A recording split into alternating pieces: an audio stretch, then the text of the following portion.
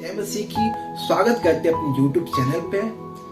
आइए हम आज आशीषों के विषय में सीखते हैं कि हमारे जीवन में आशीष क्यों नहीं आती है।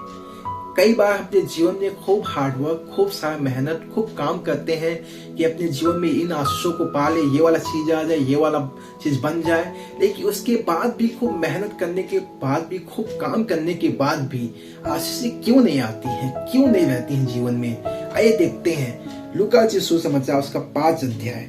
जब भीड़ परमेश्वर का वचन सुनने के लिए उस पर गिरी पड़ती थी और वह गन्नेसरत की झील के किनारे पे खड़ा था, तो ऐसा हुआ कि उसने झील के किनारे 2 नावें लगी हुई देखी और मछुआरे पर से उतरकर जाल धो रहे थे। दोस्तों, जाल धोने का काम तभी होता है जब कोई मछली पकड़ लेता है।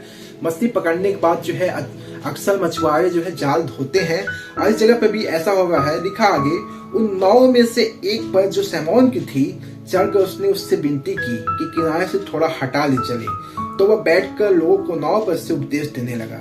जब वो बातें कर चुका तो सैमोन से कहा, गहरे में ले चल और मछलियां पकड़ने के लिए अपने जाल डालो।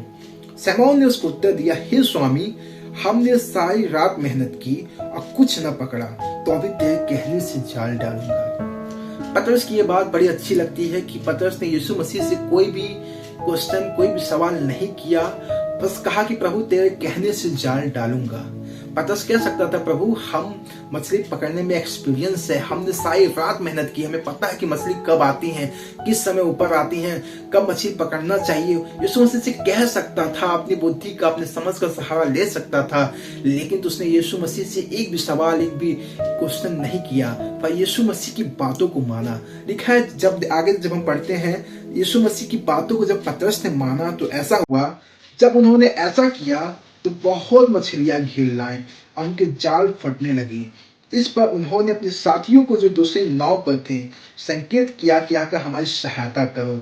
उन्होंने आकर दोनों नावें यहाँ तक भर ली कि वे डूबने लगी। गाँव के लोगों, जब पतरस ने यीशु की बातों को माना तो इतनी मछलियां पकड़ लाया, इतनी मछलियां कि जाल फटने लगी। जगह नहीं है कि आशीषों को रखने के लिए। जब आप खुदावन की बातों को मानते हैं, उसके वचन पर चलते हैं, तो विश्वास कीजिए प्रभु आपको इतनी आशीष देगा, इतनी बरकत देगा कि शायद आपको रखने का जगह न हो आपके पास। पतरस से खूब मेहनत किया, खूब एक्सपीरियंस लगाया होगा, रात में खूब सारा बुद्धि लगाया होगा कि मछली इस तरह से पकड़ा जाए, इस तरह से पकड़ा जाए। लेकिन इतना मेहनत करने के बाद भी, इतना बुद्धि, इतना ज्ञान लगाने के बाद भी एक भी मछली नहीं पकड़ पाया। लेकिन जब उसने यीशु की बातों को माना तो इतनी सरलता के साथ उसने मछलियों को पकड़ लिया, इतनी आसानी के साथ उसके पास इतनी आशीष आ गई।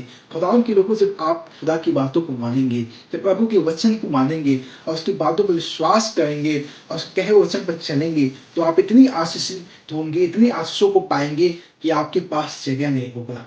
यहाँ तक कि आप ही सिर्फ केवल नहीं, परंतु आपके आसपास के लोग भी आशीषित होंगे, आपके अगल बगल के लोग भी आशीषित होंगे। आप जहाँ होंगे वहां पर बरकत ही बरकत होगा, आशीष ही आशीष होगा। यूहन्ना उसका 15 अध्याय और उसके 5 पद को जब हम पढ़ते हैं तो कुछ जगह पे कुछ इस प्रकार से लिखा हुआ है,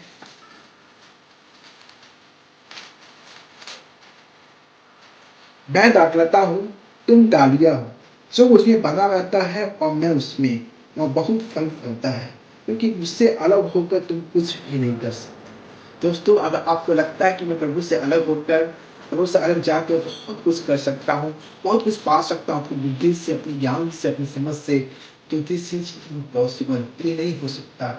आप बिना प्रभु के कुछ भी नहीं कर सकते हैं, क्योंकि अगर डाली दाखलता में बनी नहीं रहेगी तो अपने आप से नहीं कर सकते। आप कितना भी कोशिश कर लें, कितना भी मेहनत कर लें, कितना भी काम कर लें, आप फलों नहीं हो सकते। लेकिन जब आपके साथ यीशु रहेगा, जब आपके साथ आसमान का प्रभु रहेगा, तो आपका जीवन फलवंत होगा, आशीषित होगा, बरकत से भरा रहेगा।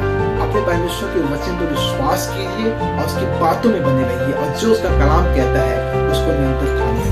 प्रभु आपको बहुत आशीष दे। जय मसीह।